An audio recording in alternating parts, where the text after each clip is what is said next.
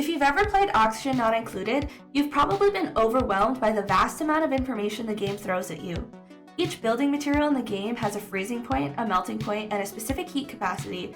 There's an entire automation system that basically allows you to create mini computer programs to automate your base, and there's so many different biomes, critters, and plants that there's basically entire ecosystems set up in this game.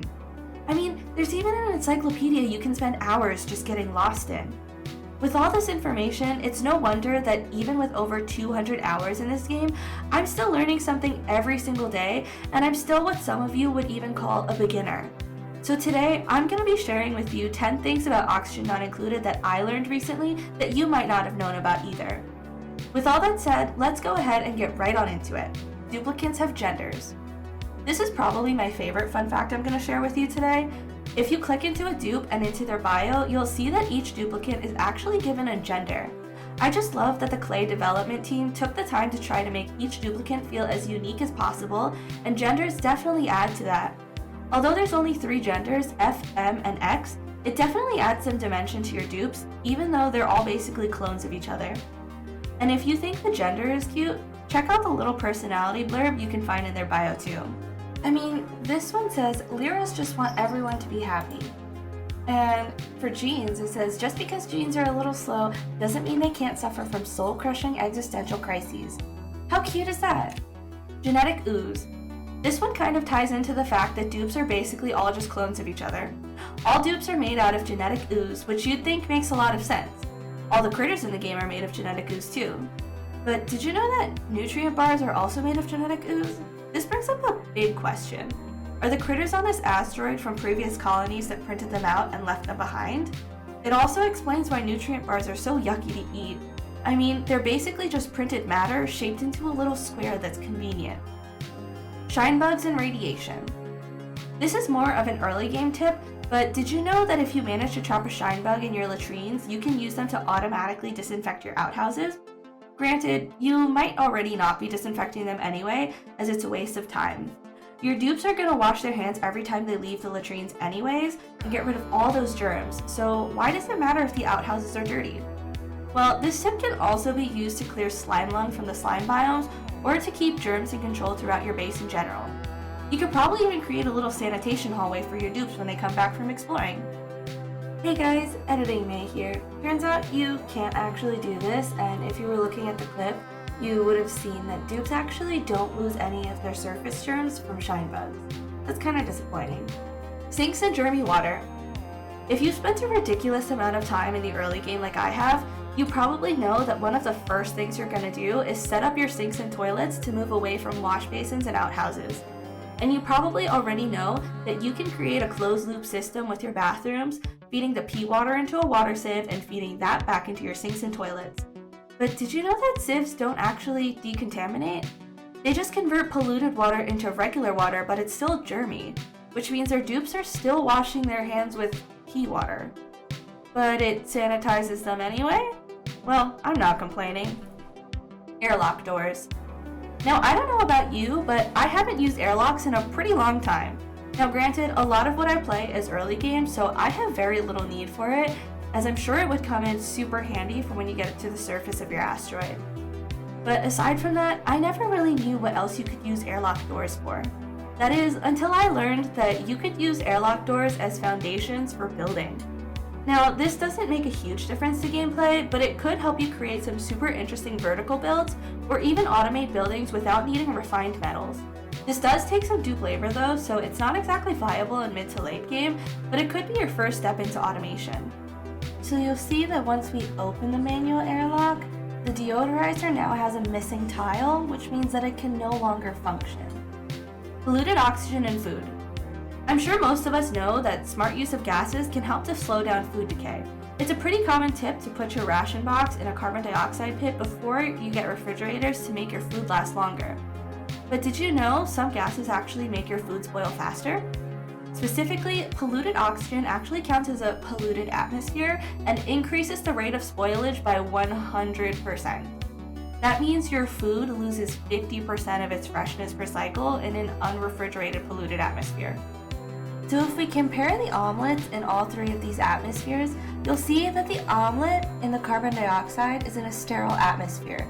If we hover over the fresh, we'll see that the change per cycle is minus 18% per cycle because it's unrefrigerated, but it's in a sterile atmosphere, which means it doesn't lose anything due to the environment that it's in. If we look at the omelet and the oxygen though, we'll see that it has the normal 18% from being unrefrigerated, but because it's in a normal atmosphere and not a sterile atmosphere, it also loses another 8%. That means that the total change per cycle is negative 25% per cycle. But when we look at this omelet here in this polluted oxygen, you'll see that it says pollution exposure, which increases the food's decay rate. And when you look over at the fresh percentage again, you'll be able to see it's negative 43% per cycle. So not exactly negative 50%, but that negative 25% from the contaminated air is really doing a lot. Whize Words. Whize Words are probably my favorite plants in the game. They suck in air from their bottom tile, cool it by 5 degrees, and push it back out from the top. Not only are they super helpful at cooling down gases, they're also just kinda super cute. Plus, you can use them to charge rad bolt generators too while you're at it. But did you know that Whize Words technically aren't plants?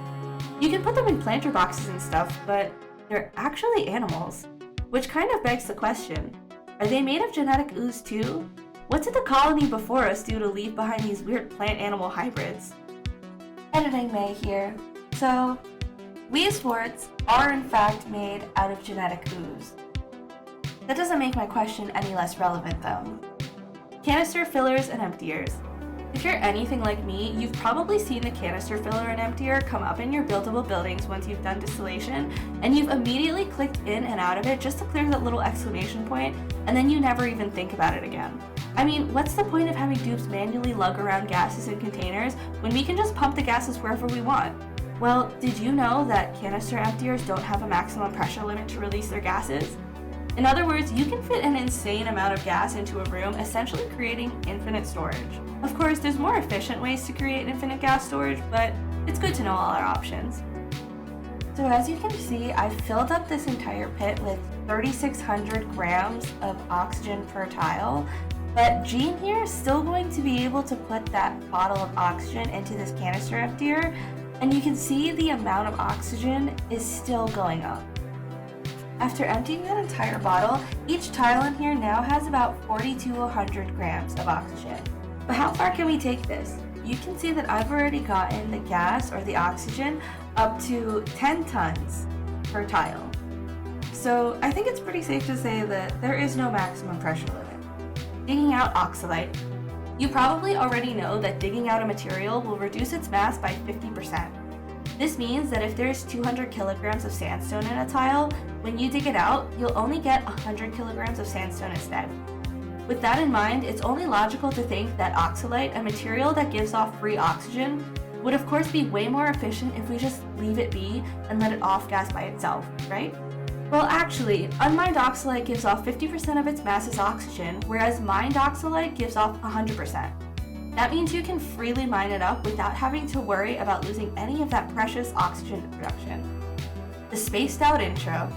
And finally, let's talk a little bit about the spaced out DLC. If you've ever sat in the title screen for a while, I'm sure you've noticed the little animation where dupes come onto the screen and do a few things. One dupe wipes down the rocket, one looks at plans and trips over a wire, and one climbs the metal grid thing in the back to build something on the rocket. This is super cute and all, but did you know if you watch that intro cutscene a couple times, the dupes that come out actually change? Not only do the dupes themselves change, but they can also be in exosuits, and the hats they wear can change too. I know I said that was the last one, but I've got one more to thank you if you've made it this far into the video. This one I had no idea about until I was streaming one day and saw this pop up and one of my viewers explained it to me. Thanks, Paperbag37. Apparently, critters give off the forgiveness message after you attack them. This really just goes to show that even animals in video games are just pure little babies, and we absolutely don't deserve them. Now I feel bad for evolving all those critters into meat. I'm not gonna stop though. If you've made it this far into the video, thank you so much for watching. If you enjoyed it, please feel free to leave a like or to even hit the subscribe button. It really helps me out a lot. I work really hard to constantly improve on the content I'm putting out, so this is one investment you won't regret. Hopefully. Thank you so much again for tuning in, and I hope to see you in the next one.